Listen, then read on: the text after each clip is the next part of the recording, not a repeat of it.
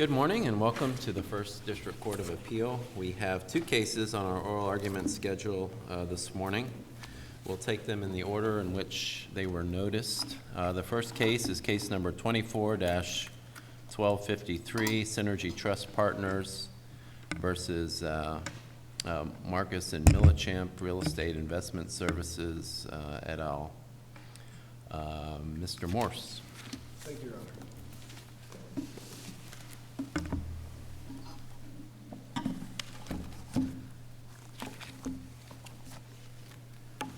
May it please the Court. My name is Clint Morse. I'm here today on behalf of Plaintiff Appellant Synergy Trust Company, the trustee for various of the Borough Family Trusts. May I reserve 5 minutes for rebuttal? You may. Thank you. Your Honor, as alleged in the complaint, one of the Borough family members, Buddy Dillenberg, solicited the trust's investment in an apartment complex in Crestview, Florida. Synergy is the trustee for those trusts. The trust funded the purchase, invested the money in various LLCs that they own, and then Buddy also had an LLC stake in the complex, and he managed through that LLC.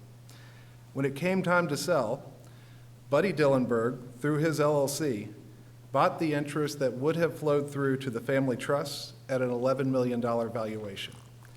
6 months later, without putting any significant improvements in the property, he resold it for $25 million. Your Honors, that does not happen, except as alleged in the complaint, without actual fraud. Well, it could in a fast-moving market, right? 2021, I mean, everything was going like up and to the right, so. Your Honor, go ahead. Your Honor, that would be a question of fact. Certainly, Yeah, we're not here about that, but I'm just saying, okay. As alleged in the complaint, it is actual fraud. And in particular, actual fraud on behalf of the remaining defendants, Marcus and Millichamp and Josh Jacobs. And how did this happen? And why do we allege actual fraud? Well, we attached to the complaint the representations. We've got record page 33. This is December 2020. Josh Jacobs from Marcus and Millichamp emailing Dennis Robinson, the president of Synergy Trust Company, and saying, this is not a good market for this apartment complex. You then go to record 77.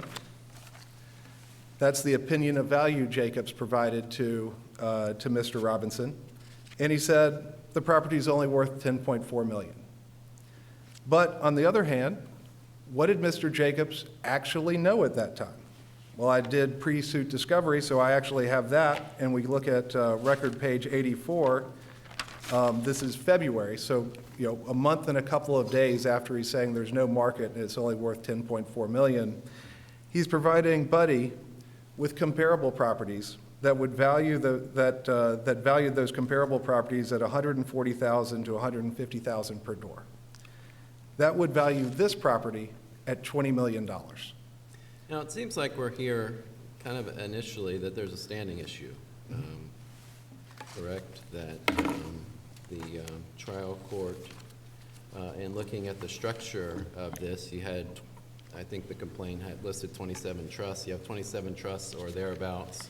You've got 3 companies. Then you've got the company that's actually the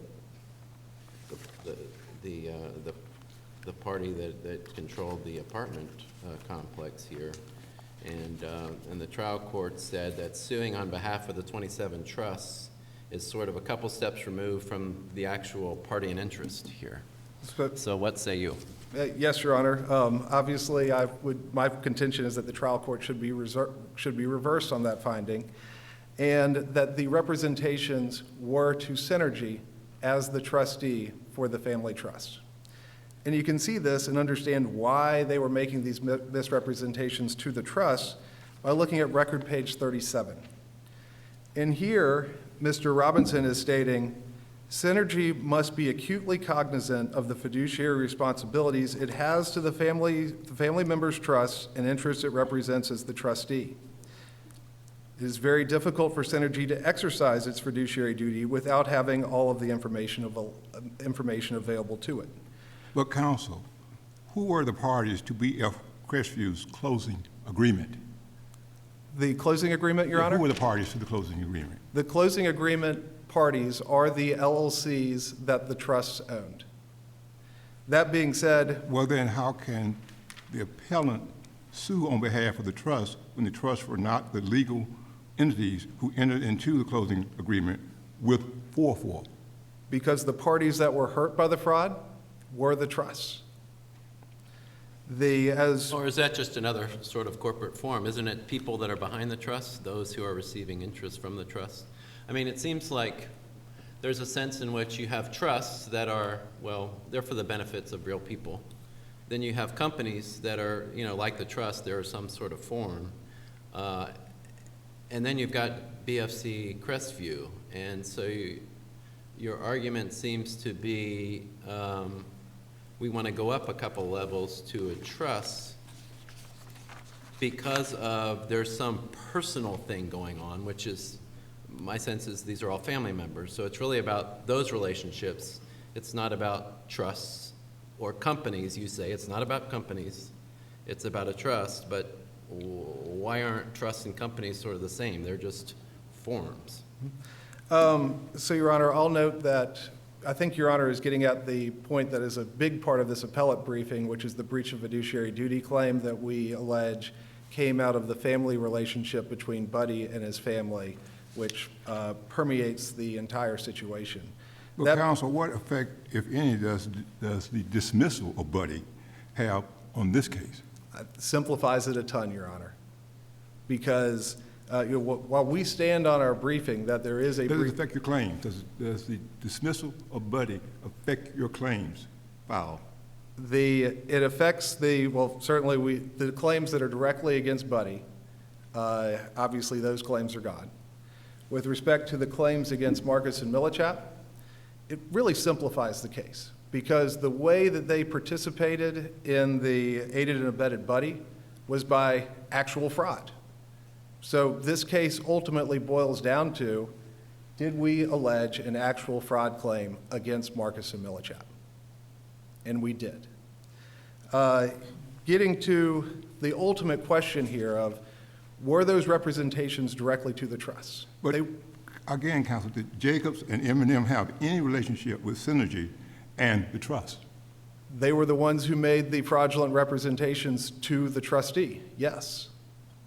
That's what's alleged in the complaint. What's alleged in the complaint and what is backed up by the exhibits to the complaint is that Jacobs and Marcus and Millichap made their fraudulent representations directly to Synergy as the trustee for the trust. Does it say that, or does it say it always went through the manager? It always went through Dillenberg.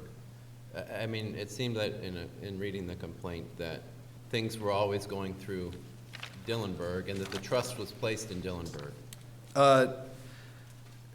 With respect to the fiduciary duty claim, first off, Your Honor, I will say that the trial court order is just the trial court order that the defendants submitted and says that there's a breach of fiduciary duty claim against Marcus and Millichap. We didn't plead that, never. The actual claim against Marcus and Millichap and Jacobs is for actual fraud. And where does that arise? This is count 6, but you see the actual statements that Jacobs made to Synergy. This is record page 33. Josh Jacobs to Dennis Robinson, stating there is no market for this property. In record 77, that's the opinion of value that Jacobs actually gave to Synergy, stating that the property is only worth $10.4 million. The complaint alleges correctly that Jacobs made these statements directly to Synergy. This is count 6, you said? It's count 6. Fraudulent concealment count? Oh, it's count 5. Actual fraud.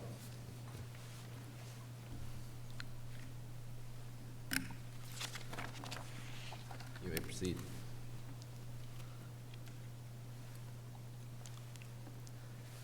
Actual fraud against all defendants, including that Dillenberg and Jacobs made false statements of material fact directly to Synergy. We attach those false statements to the complaint. Regarding Mr. Dillenberg, if the basis of your claims is Mr. Dillenberg's familial relationship with other trust beneficiaries and not any actual agreement, then how do the claims against M&M and Jacobs stand? So, first off, Your Honor, that position of trust that Jacobs has, that involves the breach of fiduciary duty claim against Jacobs. I want to be clear that count 5 and count 6 for fraudulent concealment for the statements they actually made to Synergy should be reversed. It should go back down for the statements they actually made, no matter how the court rules on the breach of fiduciary duty claim. That being said, to answer Your Honor's question, with respect to, sorry, can you repeat the question again, Your Honor? Regarding the allegations regarding the familial relationship, if the basis of your claims is Mr. Dillenberg's familial relationship with other trust beneficiaries and not any actual agreement, then how do the claims against M&M and Jacobs stand? Yes, Your Honor. So this is, first off, again, the trial court order that has this whole section that Marcus and Millichap breached the fiduciary duty. We never alleged that.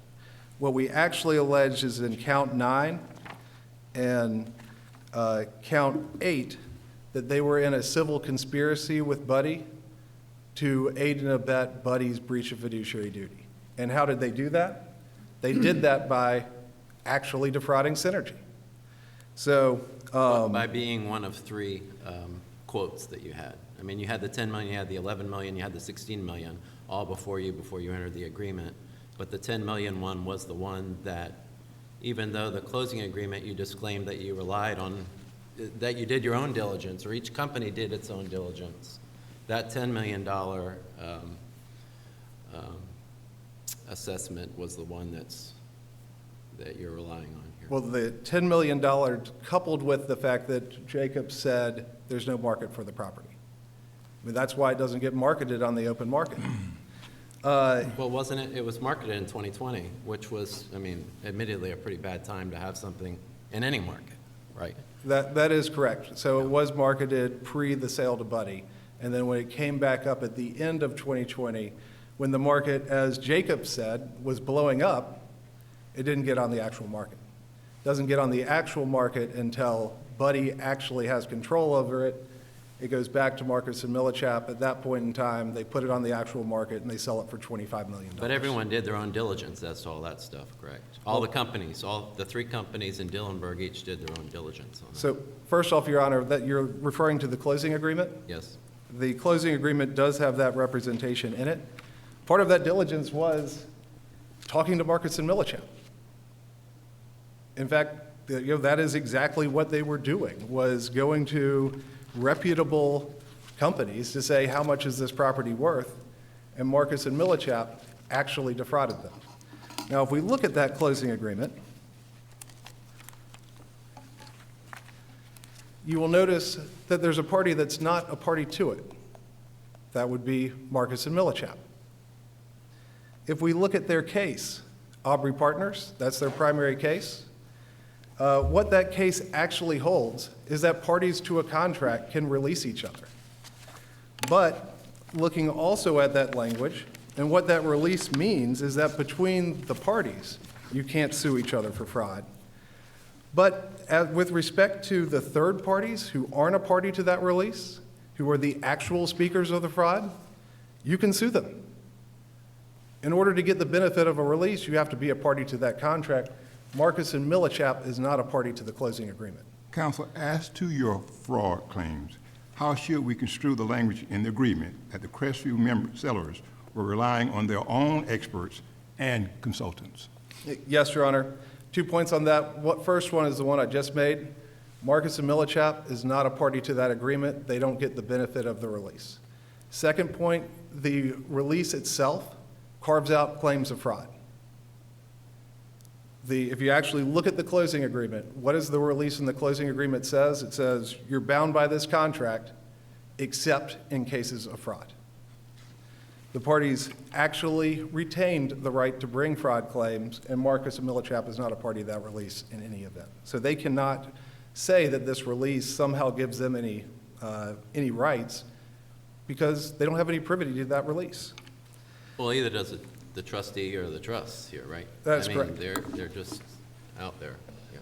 Well, but they're not just out there, because as the complaint makes clear and the exhibits to the complaint make clear, the representations were to the trust, because in fact, they were trying to convince the trustee that it was consistent with the fiduciary relationship. Well, the trustee had a dual role here, right? He was also the manager of the companies, the LLCs. So who was he talking to? That seems like a characterization that may or may not be. That would be a question of fact, wouldn't it, Your Honor? And it should go back down, and if they in fact prove that they were only talking to the trustee as the manager of the LLCs, they win. But the way it's. Are there cases out there that recognize it? It seems like you're hanging your hat on this special duty and special duty-oriented cases, which talk about shareholders being able to come in. In this case, we have shareholders of shareholders, I believe, is what we're talking about. Trusts that are shareholders in companies that are shareholders in the actual the direct harm entity. Do we have cases that are so tangentially removed from, where the shareholders are actually levels up? The only case I know of that point is the Banford case that we cited from Delaware. This is a Delaware LLC. They just point out that there are lots of different levels in that case. And at the end of the day, if the special relationship is to you, and certainly there is always a duty not to commit fraud. And as the allegations in the complaint is they committed fraud against the trusts. After the appellant received an appraisal of the property of $16.6 million from Brekica, I don't think I pronounced that correctly, the appellant negotiated a payment of an additional $2 million if the property sold in excess of a certain amount. At that point, the appellant could have walked away from the sale, couldn't they? It is true, they could have walked away from the deal, but ultimately that question is about reasonableness. What effect does the payment of the $2 million have on your claims? It has nothing against Marcus and Millichap because they're not a party to the closing agreement, and they have no right to allege the release in the closing agreement. And the closing agreement, in fact, retained the right to bring fraud claims. If there's no contractual privity between the appellant and the remaining appellees, and there seems to be no direct fiduciary responsibility, how would you describe the relationship between the appellant and the remaining appellees? I would describe it as my client as the victim of fraud, just like any other So situation. no relationship whatsoever, just they were told something that wasn't true. Is that your contention?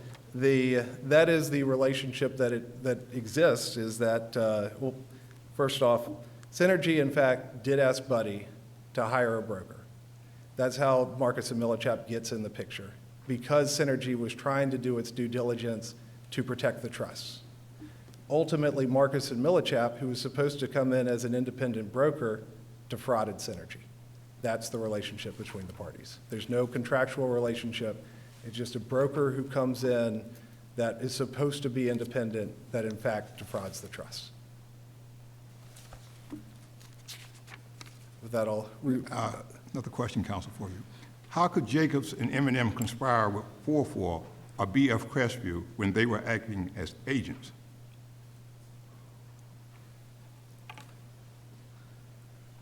So,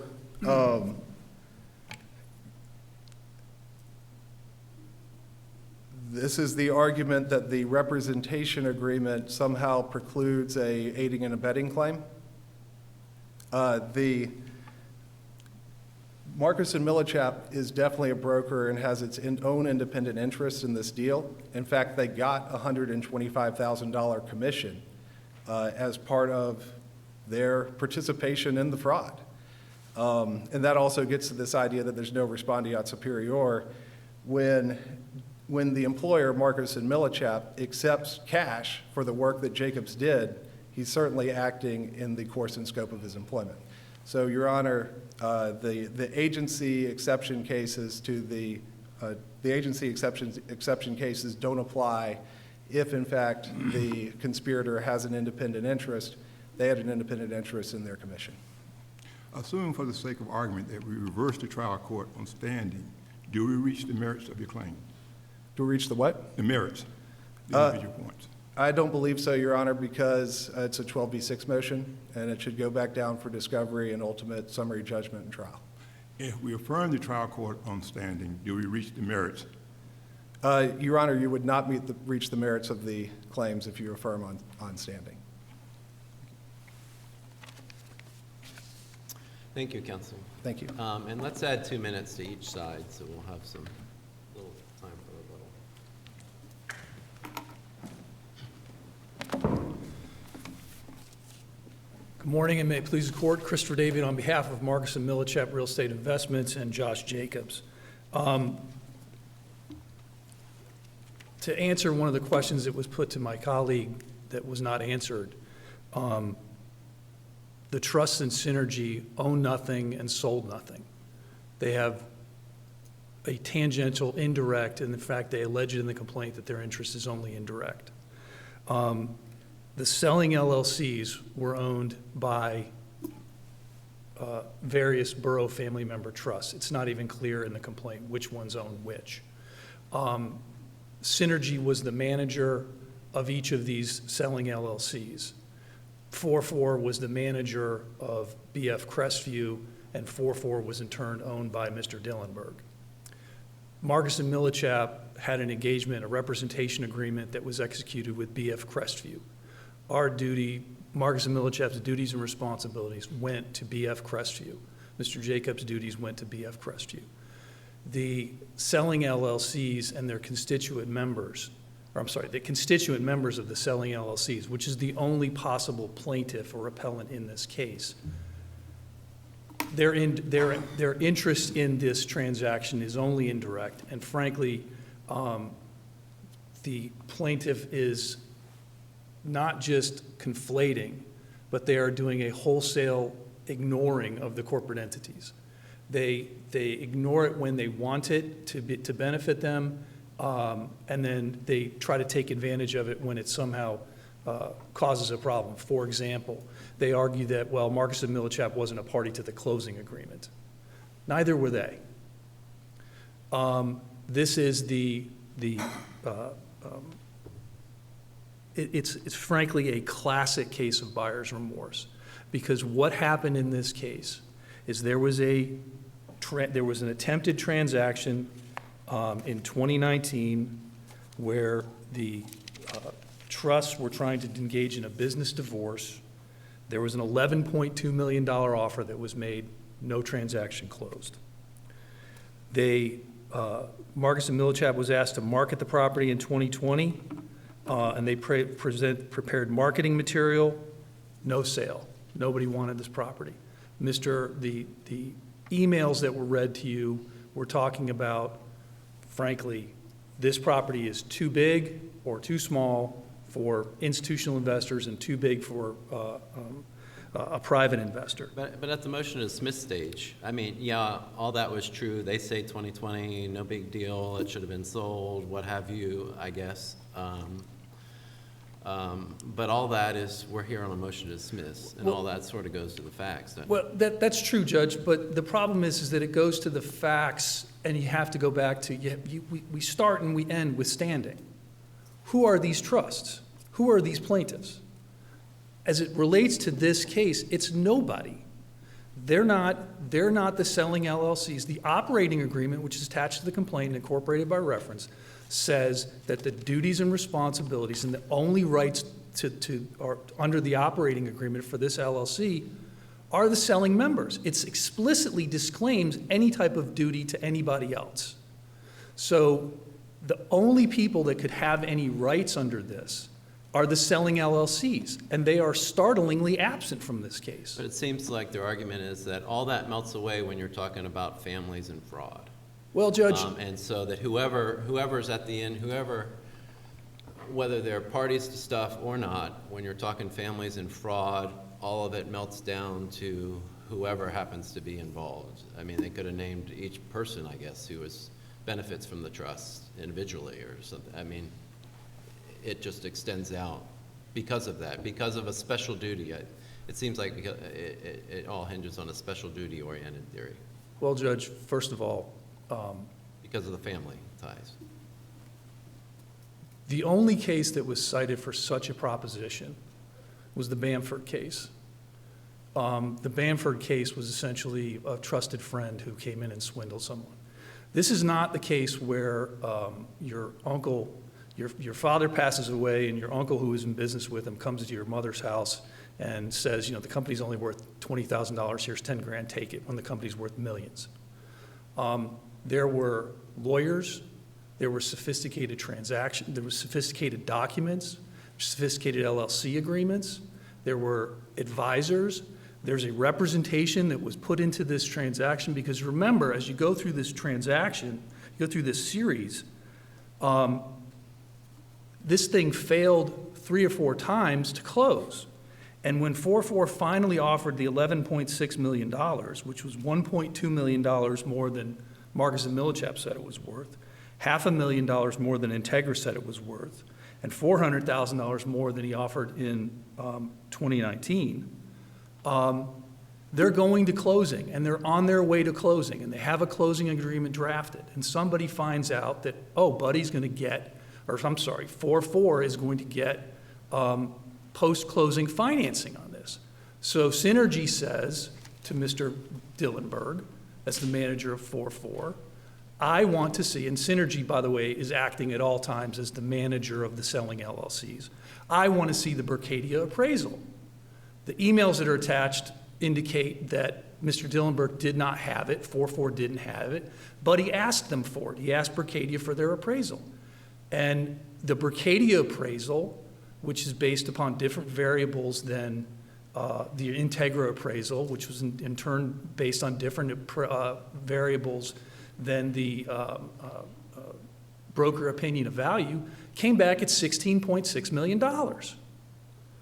So what did the LLCs do at that time? The selling LLCs through its manager Synergy, which, by the way, and this can't be lost, the selling LLCs are a 98% ownership stake in BF Crestview. The operating agreement of BF Crestview says that the majority of the members, through their manager, Synergy, could terminate 4-4 as a manager in an email. Don't have to have a meeting, don't have to go any hoops, send an email, 4-4, Mr. Dillenberg, you're fired. We're not doing this deal. Once they get the $16 million appraisal, they have a choice, which, by the way, is memorialized in Exhibit A to the complaint. It's the email from Mr. Robinson to Mr. Dillenberg. It's the second to last paragraph where he says, these are all considerations in making a determination about the sale, and there are a number of factors that Synergy, as the manager, considered in setting a purchase price. Appraisals are just one factor. That said, it's very difficult for Synergy to exercise its fiduciary duty without to the trust and to the selling LLCs, without having all the information otherwise available to it. Mr. Dillenberg then provided the $16.6 million appraisal that he asked Berkadia to give to them. All this stuff seems to be fact-oriented. I mean, we're here on a motion to dismiss. It seems like at the very least that's summary judgment, or that's the fact finder, or something as to, seemingly they went in eyes wide open. They had 3 different things. The market's going like this. And they smelled, I mean, the emails attached to the complaint, they smelled that something was off here, but they went forward. Right, well, Judge, So, were they frauded or not, but that's not what we're here about. Well, the problem is you have to have the context for all this, because the issue here is that they have 4 different indicators of value here.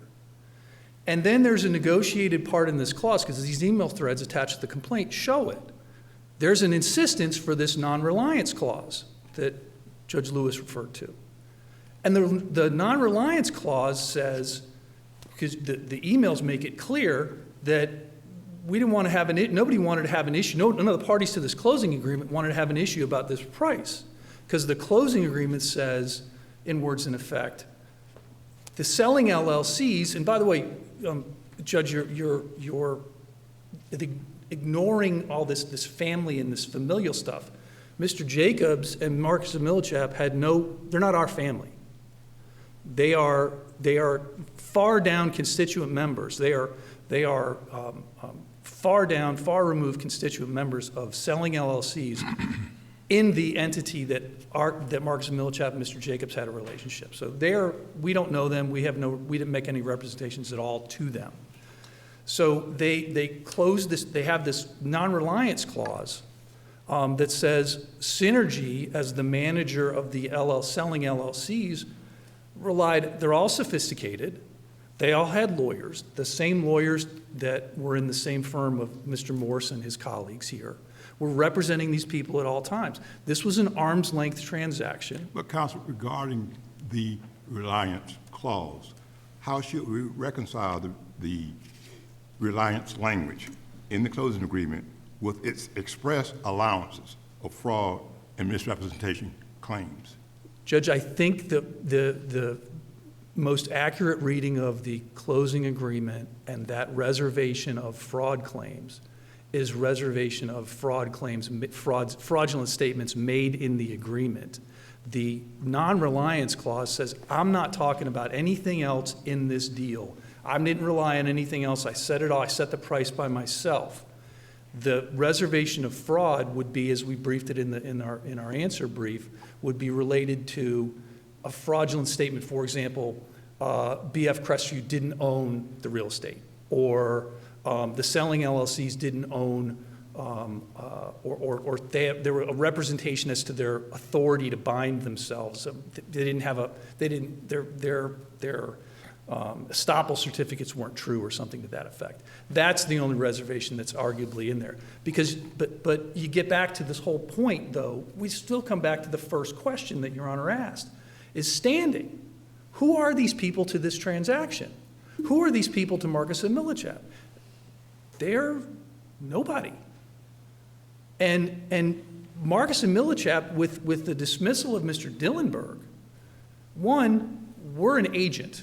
We have a representation agreement. We're an agent. The case law is replete. We've briefed it in our filings. You can't conspire with your principal as an agent. You can't aiding and abet your principal. This is just a bridge too far for them. The intercorporate doctrine explicitly sets forth that. We briefed it in detail. Counsel, let's assume for the sake of argument that you lose on appeal on the standing issue.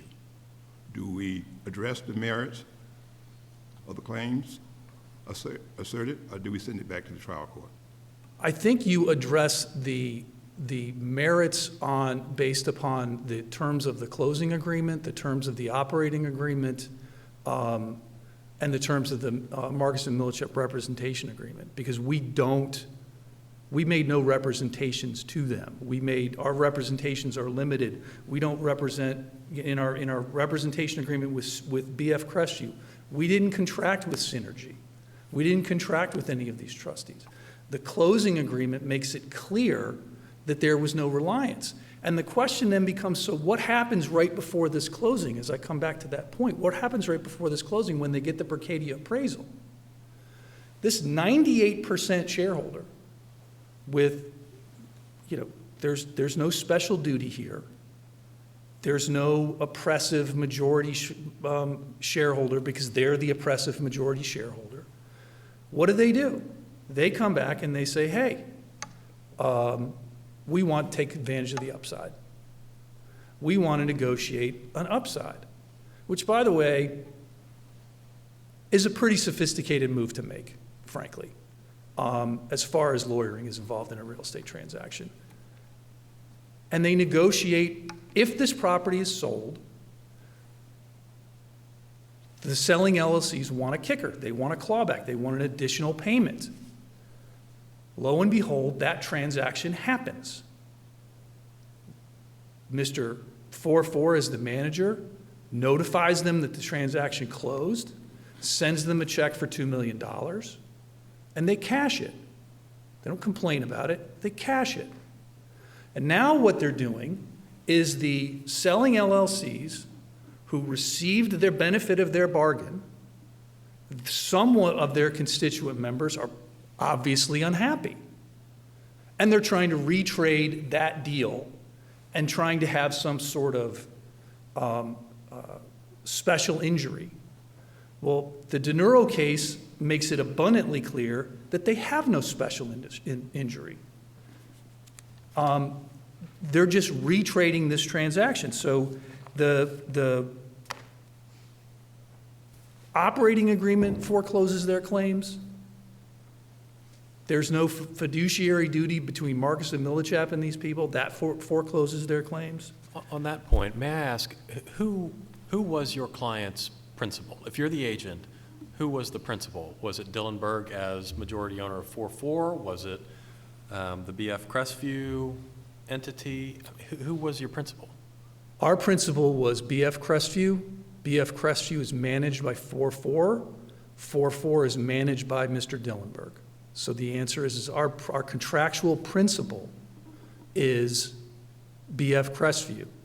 And thinking about your question, it seems to me that we have a couple of different intercorporate doctrine issues that would flow from that. Is that Mr. Dillenberg individually couldn't conspire with, because he's an agent of 4-4. 4-4 couldn't conspire with BF Crestview because it's an agent manager of BF Crestview. In the same way that Marks and Millichap and Mr. Jacobs can't conspire. So no matter how you slice that relationship, those layers of that relationship, the intercorporate doctrine still applies. And that's, for the conspiracy claim, how does the agency-principal relationship then affect their fraud claims? Well, the fraud claim is I think it's a slightly different animal because we made no representations to them. There were no our representation if you go back a couple of steps, our broker opinion of value was superseded by two separate appraisals. And at that point, these folks see an issue, and they continued. They could have terminated the transaction, but they went forward with the transaction. And there's a line of cases we cite in the brief that speaks to the concept of if you're in a transaction and you start to feel, and you don't, and there's a level of distrust, then you can't have detrimental reliance. You have a broker opinion value, you have two appraisals, and you have, Synergy setting a price according to their own documents that are attached to the complaint. So I don't see how you can get the conspiracy, the fraud claim, because there was no representation. And our representation agreement specifically disavows this obligation we don't do finance, we don't do law. We give you an opinion of value. And by the way, the opinion of value, as well as an appraisal, it's just not a number. There's variables in there that you consider. There's cap rates, and Integra used a different cap rate than Marcus and Millichap did, and that affects the value that comes out of there, affects the end product that comes out of the analysis. These are sophisticated people. Synergy is a sophisticated trustee, a sophisticated manager. They're represented by sophisticated lawyers who came up with frankly, a brilliant idea to negotiate a kicker if this was worth more, Counsel, instead of litigating. Even if we agree that Jacobs could not conspire with Mr. Dillenberg or 4-4 because of an agency relationship, how does that same reasoning apply to the aiding and abetting claim? I frankly don't see the difference between a conspiracy or an aiding and abetting count. If I can't conspire with my principal, how do I aid and abet my principal? I don't see the functional difference between those two, Judge. I think it's the same answer. And that's my view of the world on that one, Your Honor. I think it's all set forth in our briefing. With that being said, unless the court has any further questions. Let me ask you one other question. Sure. How does the independent tort doctrine apply when an appellant did not raise a breach of contract claim? Well, it's kind of a,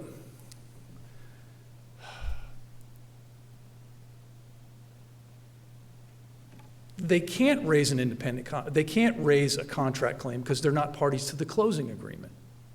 Of course, they're ignoring that fact.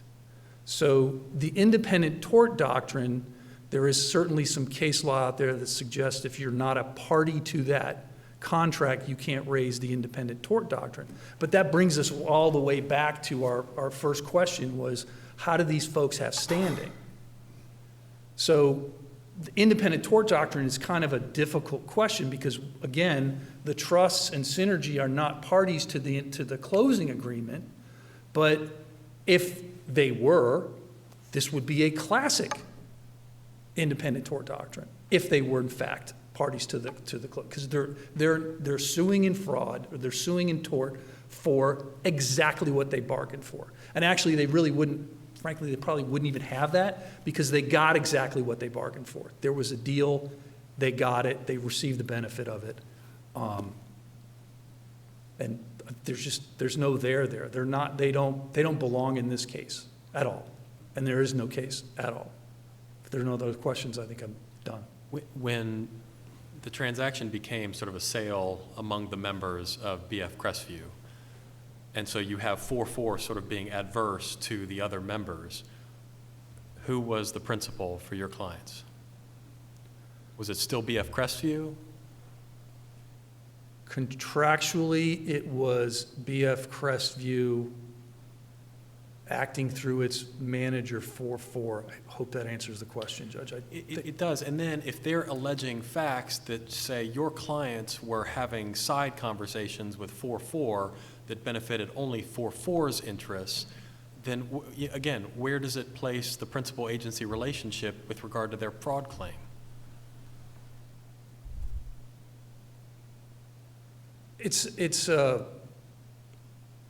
I'm trying to think of the proper phraseology for this, but I don't know.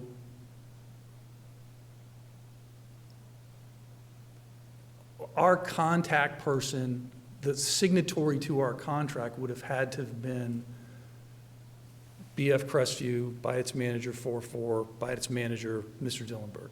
So I think it's all, again, it's all subsumed in that loop of because you have to get to a person. So, I don't know how how that intercorporate doctrine would not apply. It's getting relatively tangential because it's going down the layers, but you still have to stay within the layers. Thank you. Thank you, Mr. David. Mr. Morse. Thank you, Your Honors, for the additional time. Judge Treadwell, I think your last question was pretty much directly on point with our 6th cause of action for fraudulent concealment. Once Marcus and Millichap and Jacob spoke to the trust, and by the way, that's the way it's alleged in the complaint. The characterization they want to have is that they were talking to Synergy as the manager for the LLCs. As the discussion with Mr. Osterhaus was earlier, the way it's alleged in the complaint is they were speaking to Synergy as the trustee for the trust. But once they speak and they say this property is only worth $10.4 million and that there's no market for the property, under the fraudulent concealment claim, they have a duty, while they're still involved here as the broker, to continue to update what they previously said. And as we pointed out in February, they pointed out to Jacobs, they pointed out to Buddy, and only Buddy, that the comparables would value this at $20 million. And in March, they say the market is blowing up, but they only tell that to Buddy. That is, Your Honor, the fraudulent concealment claim, and that claim should go back to the trial court. As to the idea that the carve-out in the release for fraud claims only applies to inter-contract fraud, we briefed this, but after the Arbery case, the case they rely on, is the Airborne Health case, which is directly on point with this situation. There's an exclusive remedy provision exactly like Arbery, but unlike Arbery, there's a carve-out that says, except for claims involving fraud or intentional misrepresentations, exactly like this closing agreement. And what did Delaware say? Unlike a similar provision, exclusive remedy provision in Arbery, this provision preserves the party's right to pursue claims involving fraud or intentional misrepresentation. It does not contain language that would limit the right to claims to fraud or misrepresentation based on contractual representations in the agreement, and I'm not going to imply such limitations. That's the case that is actually on point and says that when you explicitly carve out fraud claims, you can bring fraud claims. And with that said, Your Honor, again, we rely on our briefs with respect to the fiduciary duty and aiding and abetting fiduciary duty, but at a minimum, the complaint alleges facts that allow the fraud claim and the fraudulent concealment claim to go back down to the trial court. Thank you, Your Honor. Thank you, Mr. Morris.